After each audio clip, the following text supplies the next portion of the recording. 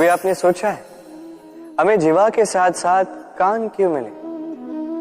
अब आप कहेंगे सरल सी बात है, ताकि हम बात करने के साथ ही सुनना भी सीख लें। अब इसका एक और तात्पर्य है।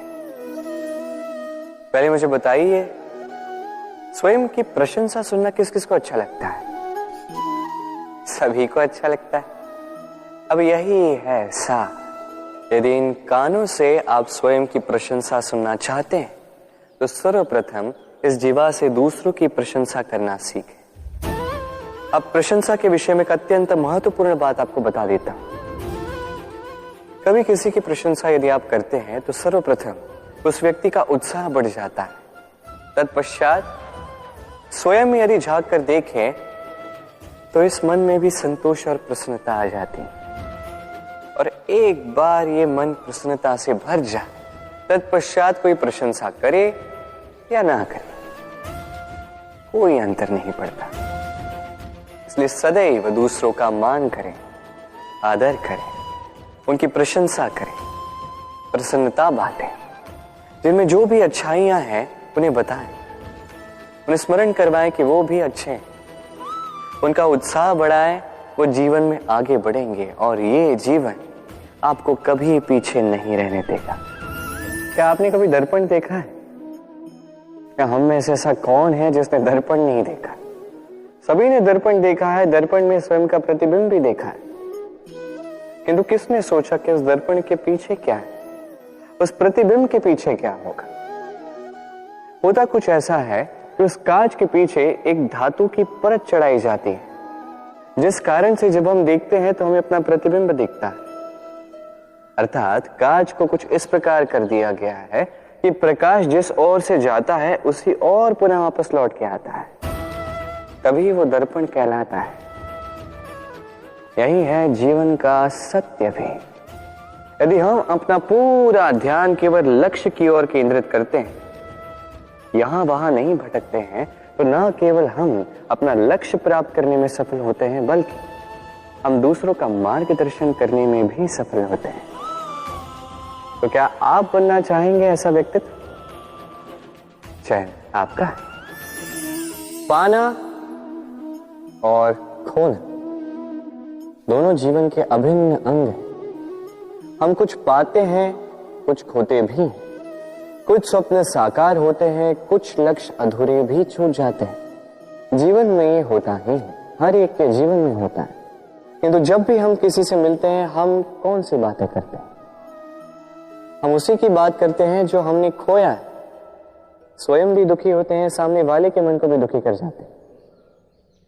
इससे कुछ विपरीत करने का प्रयास कीजिए, सकारात्मक बनने का प्रयास कीजिए। ध्यान उसी पर दीजिए, स्मरण केवल उसे ही कीजिए, महत्व उसी को दीजिए जो आपके पास है। जो आपके पास नहीं, उसकी आस में त्रास क्यों सहना? उसी की गिनती कीजिए जो आपके पास आज यहां वर्तमान में है। जैसे मैं कंस मामा की गिनती नहीं करता जिन्होंने मेरा बालपन झंझोड़ा। मैं गिनती करता हूं यशोदा मैया की, मेरे बलराम दाऊ की, मेरी राधे की, जिन्होंने मेरा जीवन संजोया। सोच, ये सोच सच बनकर सामने आती है, ये कठोर सत्य है। क्योंकि सोच ही वो बीज है जो सत्य रूपी पौधे को जन्म देता है, उसे विकसित करता है। अब सोचिए, यदि ये बीज ये अकड़े का हुआ तो ये छाया नहीं, ये केवल कांटे देगा। वही यदि ये बीज बरगद का होगा तो वो एक ऐसे वृक्ष में विकसित होगा जो अनेक वर्षों तक अनेक पीढ़ियों को छाया देगा, पंछियों को घर देगा। उसी प्रकार ये सोच, यदि ये सोच छोटी सोच हुई तो आपको शंकाएं ही देगी। यदि ये सोच बड़ी हुई तो आपको समाधान देगी। तो सोच समझकर अपनी ये सोच चुनिए। ये सोच आपको शंका भी दे सकती है, समाधान भी दे सकती है। क्या चुनेंगे आप, शंका या समाधान? छोटी सोच या बड़ी सोच? चयन आपका है। जीवन और मृत्यु दोनों जीवन के दो अटल सत्य। जिसने जन्म लिया है उसे मृत्यु प्राप्त होनी है, यही नियति। अब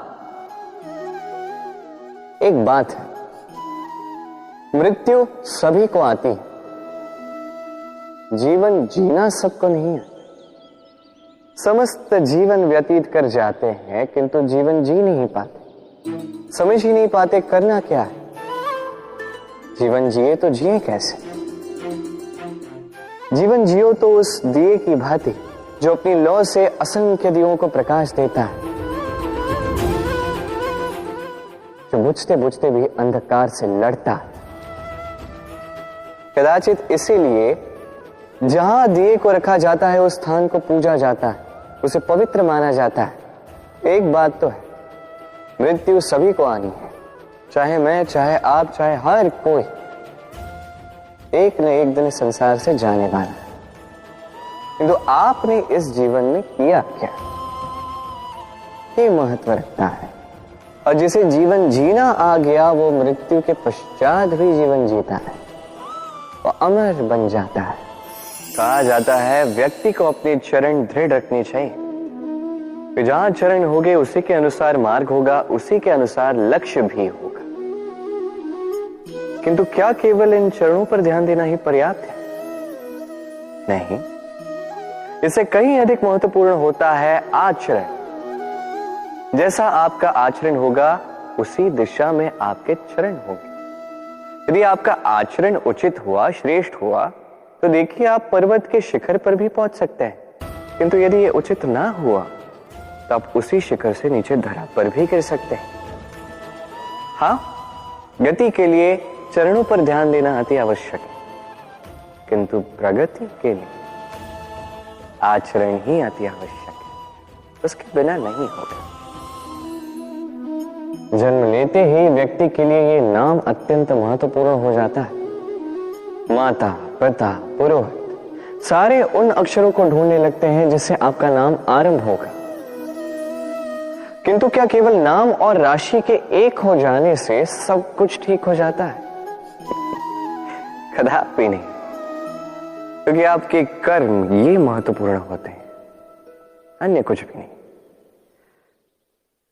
देखिए, नियति भी आपके कर्मों के अनुसार ही आपका भविष्य नियत करती है।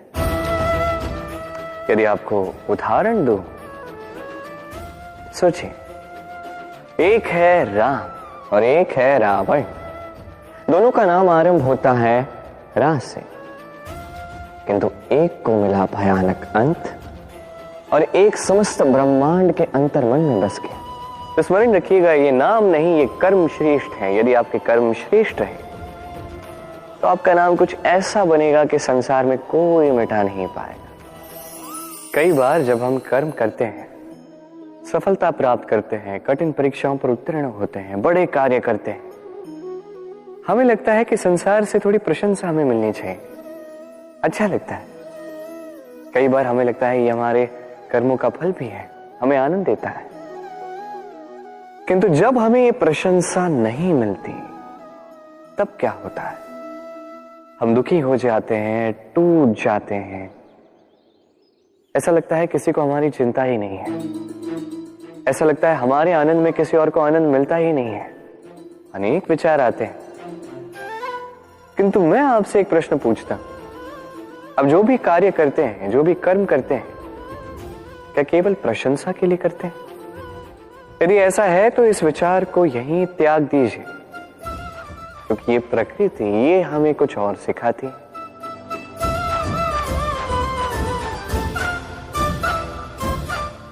इस पुष्प को देख लीजिए,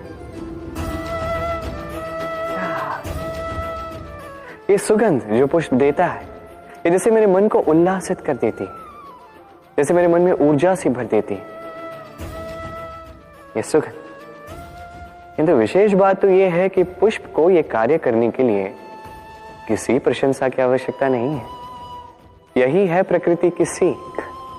जो सच्चा होता है, जो सत्कर्मी होता है, उसे प्रशंसा की आवश्यकता ही नहीं, क्योंकि उसके कर्म ही उसकी सुगंध होते हैं। देखिए, इत्र जो है वो नकली फूलों पर लगाया जाता है, सच्चे फूलों को इसकी आवश्यकता ही नहीं। इसी प्रकार आप भी कर्म करते जाइए एक शुभ भाव के साथ। इस मन को सदैव सदैव शांत रखिए, साफ रखिए। यदि ऐसा करोगे तो आपके कर्म इस प्रकार सुगंधित होंगे कि आपके जीवन में केवल और केवल आनंद ही होगा।